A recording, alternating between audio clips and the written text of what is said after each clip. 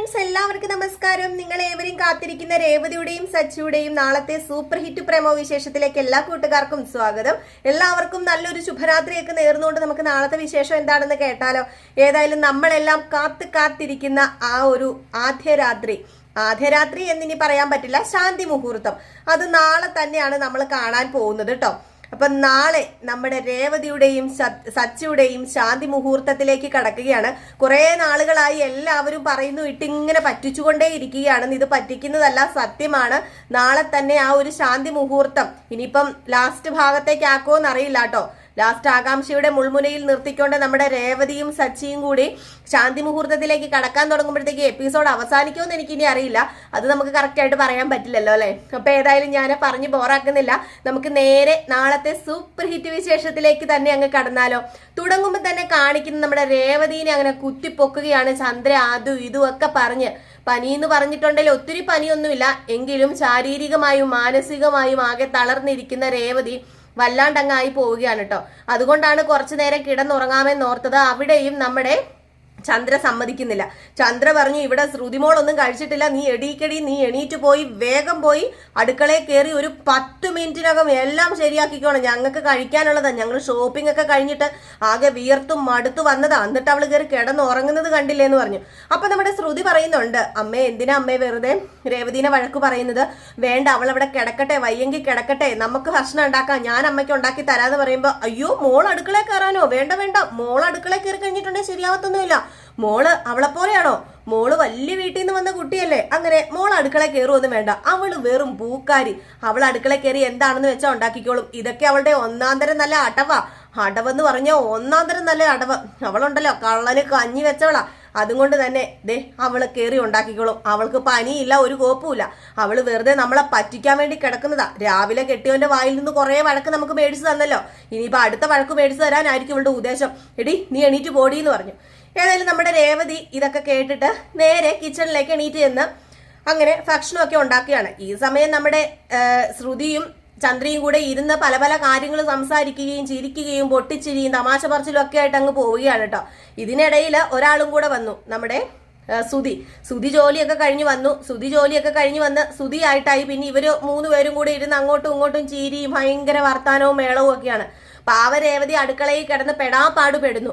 അങ്ങനെ അരി സഹിതം നമ്മുടെ ചന്ദ്രനെ കൊണ്ട് എടുപ്പിക്കുകയാണ്. അരി തൊട്ട് കഴിഞ്ഞിട്ടുണ്ടെങ്കിൽ ശരിയാവില്ലല്ലോ, അതുകൊണ്ട് ചന്ദ്രനെ വിളിച്ചോണ്ട് വന്ന് അരിയൊക്കെ ഇടിയിപ്പിച്ചു. അരിയൊക്കെ അളന്നിട്ട് കഴിഞ്ഞപ്പോഴത്തേക്കും പറഞ്ഞു, അതെ രേവതി അരി കുറച്ച് കുറയുന്നുണ്ട്, നീ ഞാൻ പോയി കഴിയുമ്പോൾ കുറച്ച് കൂട്ടി വല്ലതും ഇടുന്നുണ്ടോ, നിനക്ക് ഏത് നേരം തിന്നോണ്ടിരുന്നാൽ മതിയല്ലോ, നിനക്ക് കുറച്ചൊന്നും പോരല്ലോ, പാത്രം നിറയെ ആഹാരം വേണല്ലോ എന്ന് പറഞ്ഞപ്പം, അമ്മേ ഞാനിവിടെ ആഹാരം ഒന്നും നല്ല രീതിയിൽ കഴിക്കാറ് പോലും ഇല്ല, പിന്നെ എന്തിനാ അമ്മ ഇതൊക്കെ പറയുന്നത്, ദേ അമ്മയോട് വഴക്ക് കൂടാൻ എനിക്ക് പറ്റില്ല, ഞാനിപ്പോ ഇവിടെ നിന്ന് ജോലി ചെയ്യുന്നത് തന്നെ സത്യം പറഞ്ഞ എങ്ങനെയാണെന്ന് എനിക്ക് അറിയില്ലെന്ന് പറഞ്ഞപ്പോഴത്തേക്കും, പിന്നെ നീ കൂടുതൽ അടവൊന്നും എടുക്കണ്ട, നിന്റെ അടവൊക്കെ എന്താണെന്ന് എനിക്ക് നന്നായിട്ട് അറിയാടി, നീ നിന്റെ അമ്മയുടെയും നീ നിന്റെ അച്ഛന്റെ അനിയത്തിയുടെ ഒക്കെ അടവെടുക്കാൻ പഠിച്ചവള് തന്നെയാ, അവര് നിന്നെ അടവ് പഠിപ്പിച്ചിട്ടാണല്ലോ ഇങ്ങോട്ട് വിട്ടേക്കുന്നത്.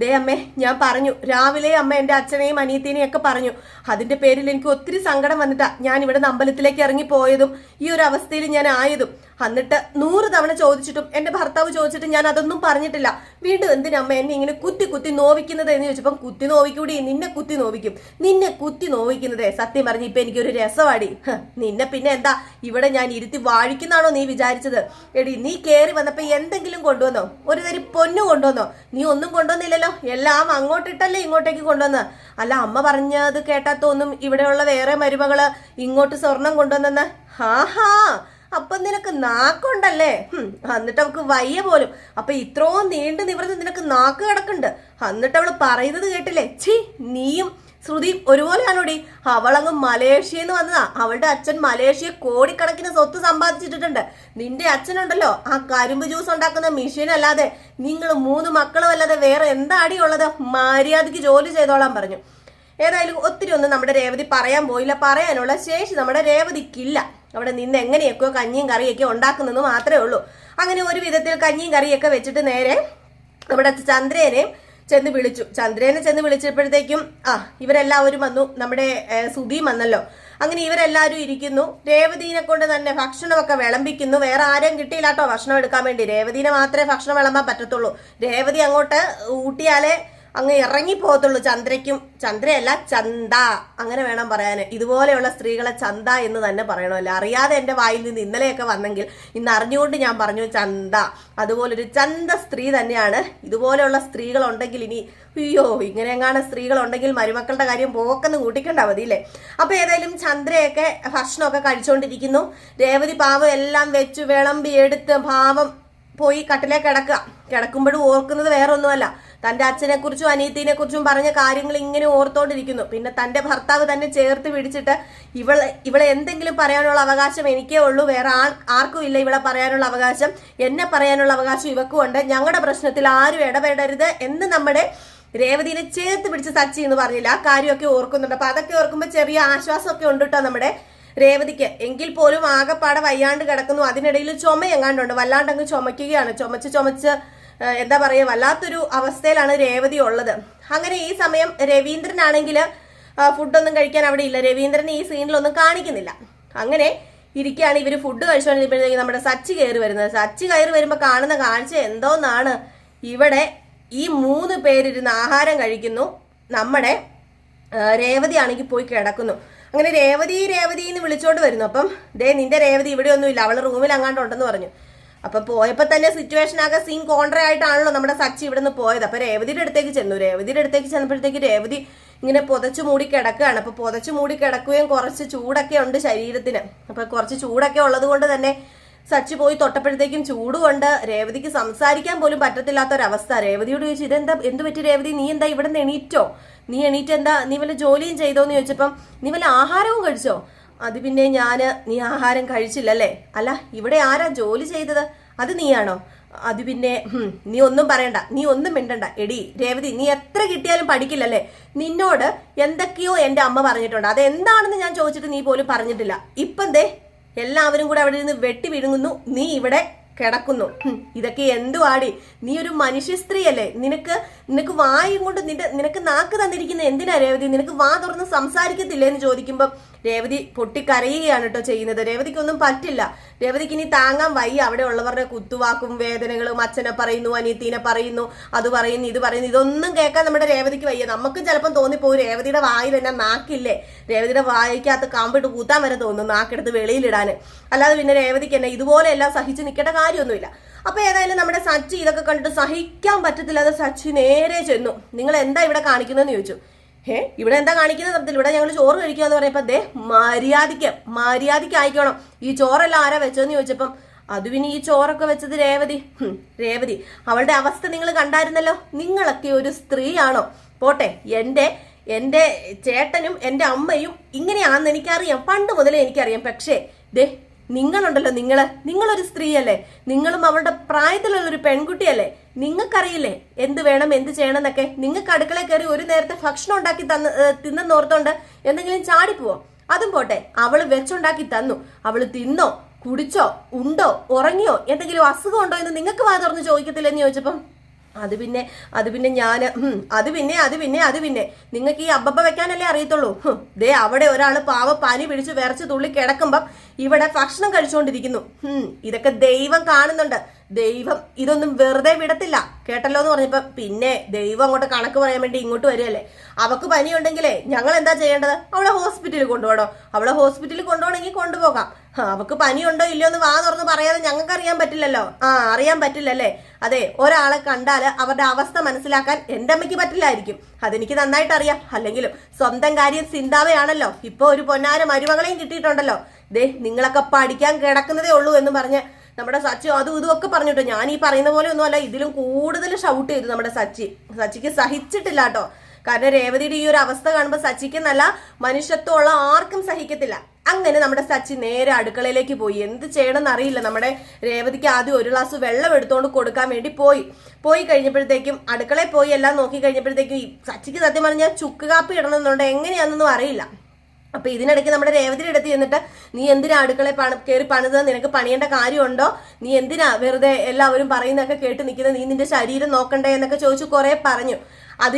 അതിനോടൊപ്പം തന്നെ രേവതി സച്ചി പറഞ്ഞൊക്കെ കേട്ടു കേട്ടോ. ഇതൊക്കെ കേൾക്കുമ്പോഴത്തേക്ക് രേവതിക്ക് ചെറിയൊരു മനസ്സമാധാനം ഉണ്ട്. ഇവരെ വഴക്ക് പറയുന്നത് കൊണ്ടല്ല, തന്നോട് സച്ചിക്ക് സ്നേഹം ഉണ്ടല്ലോ എന്നൊരു മനസ്സമാധാനം ഏതു ഭാര്യയ്ക്കും തോന്നിപ്പോവുമല്ലോ. തന്റെ ആ ഒരു സ്ഥാനത്ത് നിന്ന് സംസാരിക്കുന്നു, തന്റെ അവസ്ഥ അറിഞ്ഞല്ലോ എന്ന ആ ഒരു സന്തോഷമാണ്. അല്ലാതെ ഇവര് വഴക്ക് പറഞ്ഞല്ലോ, വഴക്ക് കൂടുന്നല്ലോ എന്നുള്ളൊരു സന്തോഷമൊന്നും അല്ല നമ്മുടെ രേവതിക്കുള്ളത്. തന്റെ ഭർത്താവ് തന്നെ സ്നേഹിക്കുന്നുണ്ടല്ലോ, കെയർ ചെയ്യുന്നുണ്ടല്ലോ എന്നുള്ള ആ ഒരു ഇതാണ്. അങ്ങനെ നമ്മുടെ രേവതിയോട് പറയുക, നീ എണീക്കേണ്ട, നീ അവിടെ കിടന്നോ എന്ന് പറയുന്നു. അങ്ങനെ അടുക്കളയിൽ പോയിട്ട് നമ്മുടെ സച്ചി അവിടെ ഇരിക്കുന്ന സാധനങ്ങളൊക്കെ നോക്കുകയാണ്. ചുക്ക് കാപ്പി ഇടേണ്ട എങ്ങനെയാണെന്ന് അറിയില്ല. രേവതിക്ക് വല്ലാത്തൊരു അസ്വസ്ഥതയൊക്കെയാണല്ലോ, തൊണ്ടയ്ക്ക് വേദനയോ തൊണ്ടയ്ക്ക് ഇടർച്ചയും അതുപോലെ ചുമയും ഒക്കെ ഉണ്ട്. ക്ഷയണപ്രദക്ഷിണം വെച്ചതിന്റെ ക്ഷീണമൊക്കെ ഉണ്ടല്ലോ. അപ്പൊ അതുകൊണ്ട് തന്നെ ചുക്ക് കാപ്പി ഇടേണ്ട എങ്ങനെയാണെന്നൊന്നും അറിയില്ല. അങ്ങനെ അവിടെ ചെന്നു. ചന്ദ്രയോട് ചോദിക്കാൻ പറ്റുമോ, അതുപോലെ തന്നെ നമ്മുടെ ശ്രുതിയോട് ചോദിക്കാൻ പറ്റുമോ? ദേഷ്യം വന്നിട്ട് ഇരിക്കുകയല്ലേ. ഇവരെ സത്യം പറഞ്ഞു കഴിഞ്ഞിട്ടുണ്ടെങ്കിൽ സച്ചി ഒന്നും ചെയ്തില്ല. സച്ചിയുടെ സ്വഭാവം അനുസരിച്ച് എല്ലാത്തിന്റെ ചെവിക്കാരണം അടിച്ചു പൊട്ടിക്കേണ്ട സമയം കഴിഞ്ഞു. അങ്ങനെ പൊട്ടിക്കണമായിരുന്നു. പിന്നെ ഒന്നാമത്തെ കാര്യം, നമ്മുടെ രവീന്ദ്രന് കഴിവില്ലെന്ന് വേണം ഫസ്റ്റ് പറയാൻ. രവീന്ദ്രന് കഴിവുണ്ടായിരുന്നെങ്കിൽ ഒരിക്കലും നമ്മുടെ ചന്ദ്ര ഇങ്ങനെയൊന്നും ആവില്ലായിരുന്നു. ചന്ദ്രയുടെ സ്വഭാവം രവീന്ദ്രന്, സ്വന്തം ഭർത്താവിനെ മാറ്റാൻ പറ്റത്തുള്ള ഒരു ഭാര്യയുടെ സ്വഭാവം, അതുപോലെ തന്നെ ഭർത്താവിന്റെ സ്വഭാവം മാറ്റണമെങ്കിൽ ഒരു ഭാര്യയ്ക്ക് കുറച്ചൊക്കെ സാധിക്കും. ഏതായാലും നമ്മുടെ രവീന്ദ്രന് കഴിവില്ലാതെ പോയി. ഒറ്റ ഒരെണ്ണം വെച്ച് കൊടുക്കുകയായിരുന്നെങ്കിൽ, ആദ്യമേ നന്നായിട്ട് നോക്കി നല്ലത് പറഞ്ഞു കൊടുക്കുകയായിരുന്നെങ്കിൽ, തെറ്റെന്ന് ചൂണ്ടിക്കാണിക്കുകയായിരുന്നുവെങ്കിൽ ചിലപ്പോൾ നമ്മുടെ ചന്ദ്രൻ നന്നായേനെ. ഇനി ചന്താന്ന് കണ്ടോ, വീണ്ടും വരുവാ ചന്താന്ന്. ചന്ദ്രൻ നന്നായേനെ. ഏതായാലും രവീന്ദ്രൻ ഈ വക പ്രശ്നങ്ങളൊന്നും കാണുന്നില്ല. രവീന്ദ്രൻ മരുമകളെ സ്നേഹിക്കുന്നുണ്ടെന്ന് പറയുന്നതല്ലാതെ രവീന്ദ്രന് വഴക്കൊക്കെ പറയുമ്പോൾ വല്ലോ രവീന്ദ്രൻ കേൾക്കുന്നുണ്ടോ? അങ്ങനെ നമ്മുടെ സച്ചി അടുക്കളയിൽ പോയിട്ട് സച്ചി ചുക്ക് കാപ്പി ഉണ്ടാക്കാൻ അറിയാത്തില്ലാഞ്ഞിട്ട് കൂട്ടുകാരനെ നേരെ വിളിച്ചിട്ട്, എങ്ങനെയാണ് ആ ചുക്ക് കാപ്പി ഉണ്ടാക്കുന്നത്, രേവതിക്ക് ഇങ്ങനെ അസുഖം എന്ന് പറഞ്ഞപ്പോൾ ചുക്ക് കാപ്പി ഉണ്ടാക്കുന്ന വിധമൊക്കെ പറഞ്ഞു കൊടുക്കുകയാണ് കേട്ടോ. ഈ സമയത്തായിക്കോട്ടെ നമ്മുടെ ചന്ദ്രയും സുധിയൊക്കെ ആഹാരം കഴിക്കുന്നു. ആഹാരം പകുതി വെച്ച് നിർത്താൻ, അതായത് നന്നായിട്ട് കഴിക്കാൻ പറ്റിയില്ല. നമ്മുടെ നിലയ്ക്ക് ഞാൻ പറയുന്നുണ്ടല്ലോ, സോറി കേട്ടോ, കുറെ പ്രാവശ്യം ആവർത്തിക്കുന്നുണ്ട്. അങ്ങനെ സച്ചി ഇതൊക്കെ പറഞ്ഞതുകൊണ്ട് തന്നെ അവർക്ക് ആഹാരം നല്ല രീതിയിൽ കഴിക്കാൻ പറ്റിയില്ല. നമുക്കും ആരെങ്കിലും കഴിച്ചുകൊണ്ടിരിക്കുമ്പോൾ എന്തെങ്കിലും പറഞ്ഞാൽ കഴിക്കാൻ പറ്റില്ലല്ലോ. അങ്ങനെ ചന്ദ്രയാണെങ്കിൽ ശ്രുതിയോടും പറയുന്നുണ്ട്, ഇവൻ എന്നാത്തിന്റെ ഏനക്കേടാ, അവൻ ഇടയ്ക്ക് അല്ലേലും ഉള്ളതാ, ഭാര്യയുടെ അടുത്ത് പൊക്കി വെക്കും, ദേ കണ്ടോണം, അവളെ നാളെ മിക്കവാറും നിലത്തിട്ട് ഉടയ്ക്കും, അതിനാ ചാൻസ് കൂടുതലെന്ന് പറഞ്ഞപ്പോഴത്തേക്കും ശ്രുതി പറയുന്നുണ്ട്, അമ്മേ വേണ്ടായിരുന്നു അമ്മേ, ഞാൻ പറഞ്ഞതല്ലേ രേവതിക്ക് വയ്യ, അതുകൊണ്ട് നമുക്ക് ജോലി ചെയ്യാന്ന് ഞാൻ പറഞ്ഞതല്ലേ, അമ്മയല്ലേ സമ്മതിക്കാത്തെന്ന് പറയുമ്പോൾ, ഇതൊക്കെ അവളുടെ ഒന്നാം തരം നല്ല അടവാ മോളെ, നിനക്കറിയില്ല, ഞാൻ അവളെ കയറി വന്നപ്പോൾ മോല് കാണുന്ന ഒന്നാം തരം നല്ല സൂപ്പർ അടവ് കളിക്കാൻ അവൾക്ക് നന്നായിട്ട് അറിയാം. അതുകൊണ്ടേ മോൾ ഇതൊന്നും മൈൻഡ് ചെയ്യേണ്ട കാര്യമില്ല. അവളുടെ താളത്തിനൊത്ത് തുള്ളാന് ഭർത്താവ് ഇന്ന് കാണും, നാളെ അവൻ കാണില്ല. അവരുടെ സ്വഭാവം എന്താണെന്ന് മോക്ക് ഇത്രയും ദിവസമായിട്ട് മനസ്സിലായില്ലേന്ന് ചോദിച്ചപ്പോൾ നമ്മുടെ ശ്രുതിയും പറഞ്ഞു, അതങ്ങനെയാടി, രേവതിക്കും അവനും വിവരമില്ലാത്തത് കൊണ്ട് തന്നെ അവർ ചെയ്യുന്നത് എന്താണെന്ന് അവർക്ക് തന്നെ അറിയത്തില്ല. ഇന്ന് സ്നേഹമാണെങ്കിൽ നാളെ തമ്മിത്തല്ലായിരിക്കും. അതുകൊണ്ട് അത് കണ്ടിട്ട് മൈൻഡ് ഒന്നും ചെയ്യണ്ട, അവരെന്തേലും കാണിച്ചോട്ടെ. അപ്പോഴത്തേക്കാണ് നമ്മുടെ ശ്രുതി പറഞ്ഞത്, നിങ്ങൾക്ക് തിരിച്ചു പറഞ്ഞാൽ എന്താ, അതിനും ഇതിനുമൊക്കെ ഇങ്ങനെ മറുപടി, അതായത് ശ്രുതിനെ അതും ഇതൊക്കെ പറയുമ്പോൾ ശ്രുതിക്ക് തിരിച്ചു പറഞ്ഞാൽ എന്താ എന്നിങ്ങനെ ചോദിക്കുമ്പോൾ, അതെ, നമ്മൾ വിവരമില്ലാത്തവരോട് സംസാരിക്കേണ്ട കാര്യമില്ലല്ലോ ശ്രുതി, അവന് വിവരമില്ല, വിദ്യാഭ്യാസമില്ല, എന്തിനാ വെറുതെ അവനോട് സംസാരിക്കുന്നത്, എനിക്ക് ഈ സ്റ്റാൻഡേർഡ് ഇല്ലാത്തവരോട് സംസാരിക്കുന്നതൊന്നും എനിക്കിഷ്ടമല്ല എന്ന് പറഞ്ഞാണ് നമ്മുടെ ശ്രുതി അങ്ങോട്ട് ഒഴിഞ്ഞു മാറുന്നത്. അതൊന്നുമല്ല, ശ്രുതിക്ക് പേടിയാണ്, കിട്ടിയിട്ടുണ്ടെങ്കിൽ തീർന്നു, കൈയാണെ ഒടിഞ്ഞിരിക്കുകയാണ്, ഇനി അടുത്തത് കാല് തല്ലി ഒടിച്ചാൽ തീർന്നില്ലേ. അതുകൊണ്ടാണ് നമ്മുടെ ശ്രുതി ഒന്നും മിണ്ടാതെ അടങ്ങി ഒതുങ്ങിയിരിക്കുന്നത്. ഏതായാലും നമ്മുടെ സച്ചി ചുക്ക് കാപ്പിയൊക്കെ ഇട്ട് നമ്മുടെ രേവതിക്ക് കൊണ്ട് കൊടുത്തു. ഏതായാലും രേവതി ഇതെന്താന്ന് ചോദിച്ചപ്പോൾ ചുക്ക് കാപ്പിയാന്ന് പറഞ്ഞു. അല്ല ഇതിപ്പോൾ എങ്ങനെ, അതൊക്കെ ഞാൻ ഉണ്ടാക്കി, ഏതായാലും നീ കുടിക്ക്, നിനക്ക് ഒട്ടും പറ്റില്ലല്ലേ എന്ന് പറഞ്ഞു. ഏതായാലും ശകലം ചുക്ക് കാപ്പിയൊക്കെ കുടിച്ചു കഴിഞ്ഞപ്പോഴത്തേക്കും രേവതി അങ്ങോട്ട് ഛർദ്ദിച്ചു കേട്ടോ. രേവതി ഛർദ്ദിച്ചപ്പോൾ എന്ത് പറ്റി, എന്താ നീ ഛർദ്ദിച്ചതെന്ന് ചോദിച്ചു. അത് പിന്നെ വെറും വയറ്റിലല്ലേ, രാവിലെ മുതൽ ഞാൻ ഒന്നും കഴിച്ചിട്ടില്ല. അപ്പം നീ രാവിലെ മുതലൊന്നും കഴിച്ചില്ല, രാവിലെ കാപ്പി കുടിക്കാതെയാണ് നീ അമ്പലത്തിൽ പോയത്? അതെ, ഞാൻ രാവിലെ മുതൽ ഒന്നും കഴിച്ചില്ല. വെറുതെ അല്ല രേവതി നിനക്ക് ഇങ്ങനെ ക്ഷീണം ഉണ്ടാകുന്നത്, നമ്മുടെ ശരീരം നമ്മൾ നോക്കിയില്ലെങ്കിൽ പിന്നെ ആരാ രേവതി നോക്കുന്നത്? ദേ ഇവിടെ ഉള്ളതുങ്ങളെയൊക്കെ അറിയാലോ, അവരാരെങ്കിലും നിന്നെ നോക്കുവോ? ഇല്ലല്ലോ. എന്നാൽ പിന്നെ നീ ഒരു കാര്യം ചെയ്യുക, ഞാൻ ഭക്ഷണം എടുത്തോണ്ട് വരാമെന്ന് പറഞ്ഞ് നേരെ അടുക്കളയിലെ കിച്ചണിൽ പോയിട്ടോ. കിച്ചണിൽ പോയി കുറച്ച് ചോറൊക്കെ എടുത്തോണ്ട് വന്നു കഴിഞ്ഞപ്പോഴത്തേക്ക് രേവതിക്ക് സത്യം പറഞ്ഞാൽ പറ്റില്ല, കഴിക്കാനൊന്നും പറ്റില്ലല്ലോ. അതുകൊണ്ടാണ് നമ്മുടെ സച്ചി പറഞ്ഞു, നീ ഒരു കാര്യം ചെയ്യാൻ, നിനക്ക് ഞാൻ വാരി തരാമെന്ന് പറഞ്ഞു വാരി കൊടുക്കുകയാണ് കേട്ടോ. അപ്പം നമ്മുടെ സച്ചിയുടെ കണ്ണ് നിറയുന്നു, രേവതിയുടെ കണ്ണ് നിറയുന്നുണ്ട്. അപ്പം സച്ചി പറയുന്നുണ്ട്, ഞാൻ വയ്യാണ്ടിരിക്കുമ്പം എനിക്ക് എൻ്റെ അമ്മ ഇങ്ങനെയൊന്നും വാരി തന്നിട്ടില്ല, എൻ്റെ അച്ഛനാണ് എന്നെ നോക്കാറുള്ളത്, അച്ഛൻ എനിക്കിങ്ങനെ വാരിയൊക്കെ തന്നിട്ടുണ്ടെന്ന് പറഞ്ഞപ്പം നമ്മുടെ രേവതിയുടെ കണ്ണ് നിറഞ്ഞിട്ട് രേവതിയും പറഞ്ഞു, എനിക്ക് വയ്യാണ്ടാകുമ്പോഴും അല്ലെങ്കിൽ തന്നെ ഞങ്ങളുടെ അച്ഛൻ ആഹാരം കഴിക്കുമ്പോൾ ഞങ്ങൾക്ക് ഒരു ഉരുള തരാതെ കഴിക്കില്ല, സത്യം പറഞ്ഞാൽ എനിക്കിപ്പോൾ അങ്ങനെയൊക്കെയാണ് തോന്നുന്നതെന്ന് പറയുകയാണ് കേട്ടോ. ഏതായാലും ചോറൊക്കെ കഴിച്ചു കഴിഞ്ഞ് നമ്മുടെ രേവതിയുടെയും സച്ചിയുടെയും ശാന്തി മുഹൂർത്തം നടക്കാൻ പോവുകയാണ്. അങ്ങനെ എല്ലാ സങ്കടങ്ങളും തന്റെ ഭർത്താവിന്റെ നെഞ്ചിലിറക്കി വെച്ച് കെട്ടിപ്പിടിക്കുകയാണ് രേവതി ചെന്ന്. അപ്പോഴത്തേക്ക് നമ്മുടെ സച്ചി രേവതിനെ ഇങ്ങനെ അടുത്ത് മുഖം ഇങ്ങനെ അടുപ്പിച്ചിട്ട് നെറുകയിൽ ഒരു ഉമ്മ കൊടുക്കുന്നു. ഏതായാലും അവിടെ ലൈറ്റ് കിടന്നു. പിന്നെ അവർ നേരെ കട്ടിലയിലേക്ക് കിടക്കുന്നത് ആ ഒരു സീനാണ് കാണിക്കുന്നത്. അങ്ങനെ ശാന്തി മുഹൂർത്തം കഴിയും. ഇത് മിക്കവാറും നാളെ ലാസ്റ്റ് കൊണ്ട് നിർത്താനാണ് ചാൻസ് കൂടുതൽ കേട്ടോ. മിക്കവാറും നാളെ നമ്മുടെ സച്ചി രേവതിക്ക് വാരി കൊടുക്കുന്ന ഭാഗം കൊണ്ടും അല്ലെങ്കിൽ നെറ്റിയിൽ ഒരു ഉമ്മ കൊടുക്കുന്ന ഭാഗം കൊണ്ടൊക്കെ തീരാനാണ് ചാൻസ് കൂടുതൽ. നമ്മളെ ആകാംക്ഷയുടെ മുൾമുനയിൽ നിർത്താൻ ഇവർക്ക് ഭയങ്കര ഇഷ്ടമാണല്ലോ. അപ്പൊ അതുകൊണ്ട് അതാകാനാണ് ചാൻസ്. ഏതായാലും നമുക്ക് കാത്തിരിക്കാം ആ ഒരു ശാന്തി മുഹൂർത്തത്തിനായിട്ട്. എല്ലാവരും ഇപ്പൊ കാത്തിരിക്കുക. പിന്നെ നമ്മളൊരു പ്രത്യേകിച്ച് ഒരു കാര്യം പറയാനുള്ളത്, നമ്മുടെ പുതിയ ചാനലിൽ നമ്മൾ വീഡിയോസ് ഇടണമെന്ന് വിചാരിച്ചിരിക്കുകയാണ്. നിങ്ങളുടെ ഇഷ്ടവിശേഷങ്ങൾ കമന്റിലൂടെ പറയുകയാണെങ്കിൽ, അതായത് നമ്മുടെ ഗൗതമിന്റെയും നന്ദയുടെയും വിശേഷം, രേവതിയുടെയും സച്ചിയുടെയും വിശേഷമാണ് ഇതിൽ ചെയ്യുന്നത്. ഇത് കൂടാതെ നമ്മുടെ ഞാൻ പേര് പറഞ്ഞു, ഈ പുതിയൊരു കഥയുണ്ടല്ലോ നമുക്ക് 6:30 ഒരു കഥ, പല്ലവിയുടെയും പിന്നെ പല്ലവിയും ആ പേര് ഞാൻ മറന്നുപോയിട്ടോ. പല്ലവിയും നിങ്ങൾക്ക് അറിയായിരിക്കുമല്ലോ അല്ലേ, നിങ്ങൾ കാണുന്നവരുണ്ടെങ്കിൽ ഒന്ന് പറഞ്ഞു. ഞാനപ്പോൾ ഇന്ന് മുതലാക്കാതെ ഒന്ന് കണ്ടു തുടങ്ങിയതേ ഉള്ളൂ. അപ്പോൾ അതിൻ്റെ ആ ഒരു ഡീറ്റെയിൽസ് ഒക്കെ കിട്ടുന്നതേ ഉള്ളൂ. അപ്പോൾ ഏതായാലും ആ കഥ ഇടണമെന്ന് കുറേ പേര് റിക്വസ്റ്റ് ചെയ്തിട്ടുണ്ടായിരുന്നു. അപ്പോൾ അതുകൊണ്ട് തന്നെയാണ് നമ്മൾ ആ ഒരു കഥ ഇടാൻ തീരുമാനിച്ചിരിക്കുന്നത്. അപ്പം നാളെ മുതൽ നമ്മൾ ആ കഥയുടെ പ്രമോയും ഇടും, ഫുൾ വിശേഷവും ഇടും. അതുപോലെ നമ്മുടെ നയനയുടെയും ആദർശിൻ്റെയും കഥയും ഇടുന്നതാണേ. നമ്മുടെ കമ്മ്യൂണിറ്റി ഞാൻ ലിങ്ക് ഇട്ടേക്കാം. നമുക്ക് നേരത്തെ ഉണ്ടായിരുന്ന ഒരു ചാനൽ തന്നെയാണ്, ചിന്നു സീരിയൽസ് എന്നാണ് ചാനലിന്റെ പേര്. അപ്പൊ നമുക്കൊരു 55,000 സബ്സ്ക്രൈബേഴ്സ് അതിലുണ്ട്.